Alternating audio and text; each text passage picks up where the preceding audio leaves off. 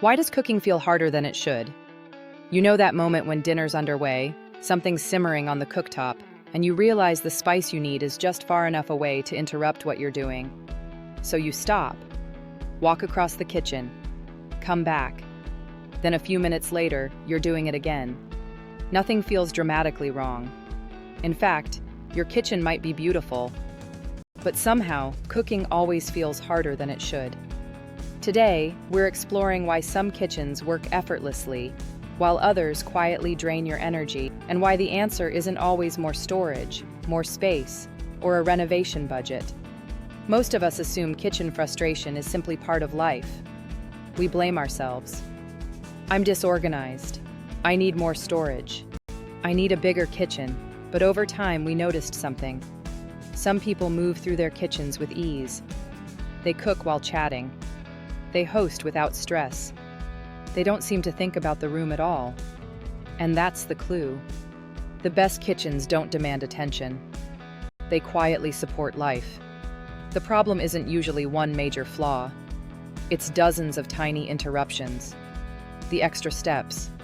The split-second decisions. The repeated pauses. Designers call it workflow. Psychologists call it cognitive load. Most homeowners simply call it exhausting. Number 1. Why some kitchens feel easy. Effortless kitchens aren't necessarily bigger.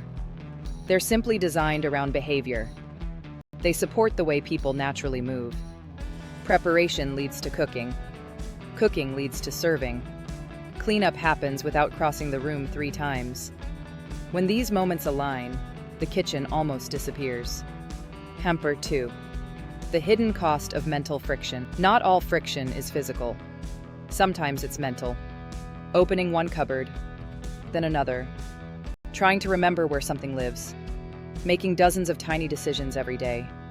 Individually, they don't matter. Collectively, they shape how home feels. And the longer they persist, the more normal they become. Hamper 3. Bigger isn't always better. One of the biggest myths in kitchen design is that more space automatically means better function. It doesn't. Poor flow survives expensive renovations. Meanwhile, compact kitchens often outperform larger ones because they're designed around real habits. It's not about square meters. It's about reducing unnecessary effort. Number 4. Homes shape behavior. This isn't just about kitchens. Our environments quietly influence our routines. A kitchen that supports cooking encourages cooking. A kitchen that interrupts it makes takeaway easier. Over time, those small moments shape habits. And habits shape identity. The spaces we live in don't just reflect who we are. They help determine who we become. The goal isn't perfection. It's ease. A kitchen should give more than it takes. It should preserve energy, reduce decisions, support connection. Because the most successful kitchens aren't the ones people admire from a distance. They're the ones people love living in. The ones that quietly make ordinary moments feel lighter. If your kitchen feels harder than it should, it doesn't necessarily mean you need more space. It might simply mean it's time to notice the tiny interruptions you've stopped seeing. Because once you recognize them, you can begin designing differently. Not for perfection, not for trends, but for the life you actually want to live.